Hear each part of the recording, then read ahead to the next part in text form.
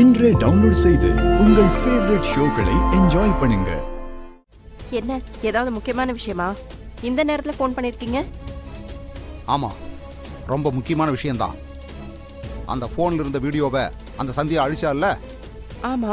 அந்த வீடியோ திரும்ப கிடைச்சிருச்சுமா நமக்கு? அப்படியா? அப்ப உடனே இங்க வந்து அந்த வீடியோவை இங்க இருக்கிறவங்களுக்கு காட்டி பிரச்சனை பண்ணி உங்க பொண்ணை உங்க வீட்டுக்கு கூட்டிட்டு போக வேண்டியதானே? என்னம்மா நீ, நான் இப்ப வந்து பிரச்சனை பண்ணா அது உன் குடும்பத்தோட முடிஞ்சு போயிருமே. அதுக்காக நான் இவ்வளவு கஷ்டப்பட்டேன். நான் எத்தனை வாட்டி இந்த ஊருக்கு முன்னால் அவமானப்பட்டிருக்கேன். அதெல்லாம் திருப்பி தர வேண்டாம். நானு நாளைக்கு ஊரே உங்க வீட்டுல தானே குடியிருக்க போகுது. அப்ப நான் வர்றேன். ஊர்க்காரங்க எல்லாம் அங்க இருக்கும் போது நாங்க வந்து பிரச்சனை பண்ணி எல்லாரும் முன்னாடியும் அந்த குடும்பத்தை அசிங்கப்படுத்தி என் மக கழுத்துல இருக்கிற தாலி அறுத்து அவளை நான் கூட்டு வருவேன். அப்பதான் அந்த குடும்பமே ஊர்க்காரங்க யார் முகத்திலையும் முழிக்க முடியாத அளவுக்கு அசிங்கப்பட்டு நிப்பாங்க. அதுவும் சரிதான். சரி, நான் நாளைக்கு வந்து வச்சுக்கிறேன். கல்யாணி அண்ணி, என் புருஷன் கிட்ட போன்ல பேசுறத நான் கேட்டேன். என் புருஷன் கிட்ட இருக்க போன்ல ஏதோ வீடியோ இருக்கான். அந்த வீடியோல இருக்கிற விஷயம் எல்லாருக்கும் தெரிஞ்சிருச்சுன்னா வானதிக்கும் அருளுக்கும் நடந்த கல்யாணம் செல்லாதுன்னு சொல்லிடுவாங்களா?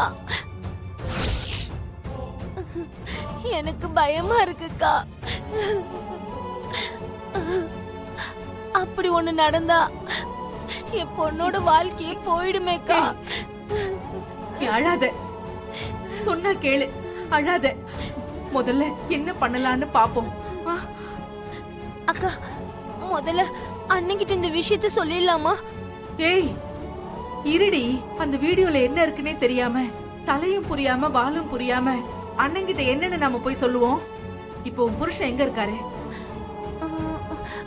அண்ணி பேசுறத வச்சு பார்த்தா வீட்ல தான் இருப்பாருன்னு நினைக்கிறேன்க்கா. அப்போ உடனே கிளம்பி நாம உன் வீட்டுக்கு போய் அவருக்கு தெரியாம முழு விவரம் என்னன்னு நாம தெரிஞ்சுக்கிட்டதுக்கு அப்புறமா என்ன பண்ணலான்னு யோசிக்கலாம். சரி போ. வாக்கா. தாலி பிரிச்சு கோக்குற விசேஷத்துல எந்த சண்டை சச்சரவும் வராம அது நல்லபடியா முடியணும். அருள், வானதி, கரிகால, நந்தினி எல்லாரும் ஒன்னா ஒத்துமையா வாழணும். கடவுளே,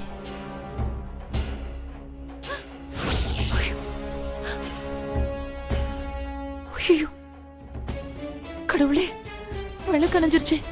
என்ன இது? சாமி கிட்ட வேண்டிக்கிட்டு கண்ணை திறக்கிறப்போ விளக்கு அணைஞ்சு போச்சே. நடக்க கூடாதது ஏதாவது நடக்க போகுதா?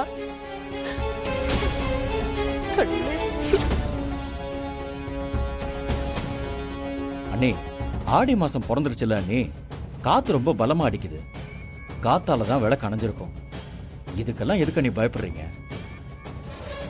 இங்க பாருங்க அண்ணே, நீங்க பயப்படுற மாதிரிலாம் ஒன்றும் ஆகாது. இப்பதான் நம்ம வீட்டு பிரச்சனை எல்லாம் கொஞ்சம் கொஞ்சமா முடிஞ்சுக்கிட்டு வருது. இனிமே எந்த பிரச்சனையும் வராது. நீங்க எதுக்கும் கவலைப்படாதீங்க. சுபு, ரெண்டு பேரும் எங்க கிளம்பிட்டீங்க? அது வந்து சத்யாவோட போனை வீட்ல வச்சுட்டு வந்துட்டோம். அதான் நானும் அக்காவும் எடுத்து வரலான்னு போறோம். அதுக்கு எதுக்குமா நீங்க ரெண்டு பேரும் போனோம்? வேற யாரையாவது அனுப்பி வைக்கலாம்ல? இல்ல வேண்டானே, அவரு வீட்ல இருப்பாரு. ஏற்கனவே கோவத்துல வேற இருப்பாரு.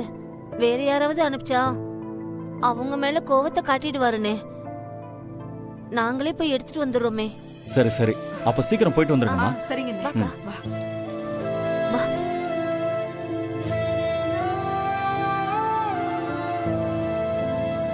அண்ணே, அதேவா நினைச்சிட்டு இருக்கீங்க? நீங்க பயப்படுற மாதிரி எல்லாம் ஒன்னும் ஆகாது. நீங்க போய் வேலையை பாருங்க.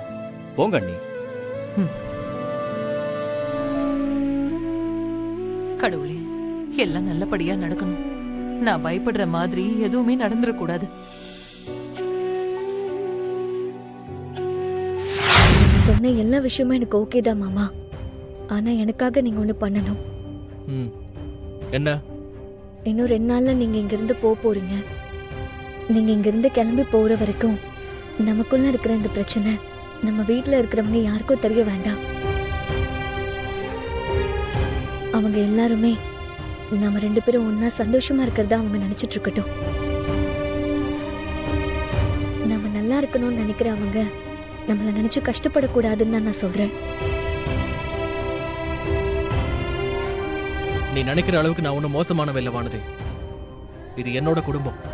உன்னை விட எனக்கு என் குடும்பத்து மேல அக்கறையும் பாசமும் இருக்கு. அதனாலதான் உன்னால எனக்கு அவ்வளோ பிரச்சனை இருந்தும் நான் பொறுமையா போயிட்டு இருக்கேன்.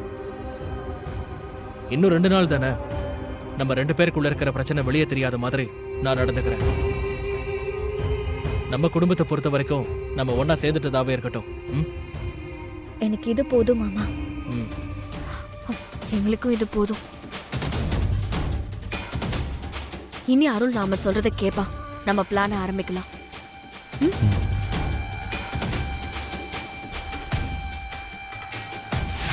ஃபங்க்ஷனுக்கு வந்துட்டு இப்படி ஆளுக்கு தனித்தனியா கூட்டம் போட்டு பேசுனீங்கன்னா என்ன அர்த்தம்? எல்லாம் ரெடி ஆயிடுச்சுப்பா. நல்ல நேரம் வந்த உடனே ஆரம்பிச்சிடலாம். அதுக்காக தான் காத்துக்கிட்டு இருக்கோம். நல்ல நேரம் வரது இருக்கட்டும். அதுக்காக நாம எதுக்கு சும்மா காத்துக்கிட்டு இருக்கணும்? வேற என்னப்பா பண்ண சொல்ற? சொந்த பந்தம் எல்லாம் இப்படி ஒன்னா இருக்கிற நேரம் கிடைக்கிறதெல்லாம் இப்ப ரொம்ப பெரிய விஷயம். அப்படி இருக்கிறப்போ இந்த நேரத்தை நாம ஏன் சும்மா வேஸ்ட் பண்ணணும்? எல்லாரும் சந்தோஷமா இருக்கிற மாதிரி ஏதாவது ஒரு கேம் விளையாடலாமே. விளையாடுற நேரமா இது? நீ வேற சும்மா இருப்பா. அதெல்லாம் ஒண்ணும் வேணாம். சித்தி, அவன் என்ன சொல்ல வரான்னு கூட கேட்காம ஏன் வேணான்னு சொல்றீங்க?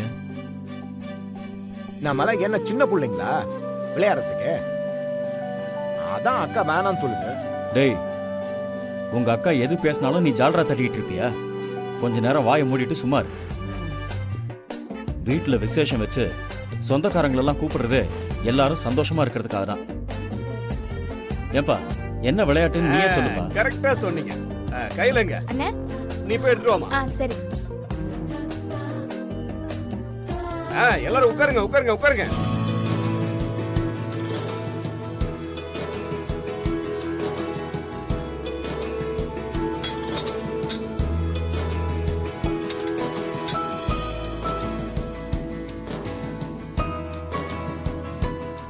இந்த பவுல்ல இருக்கிற ஒவ்வொரு சீட்டையும் இங்க இருக்கக்கூடிய ஹஸ்பண்ட் அண்ட் ஒய்ஃபோட பேரை சேர்த்து எழுதி வச்சிருக்கோம்.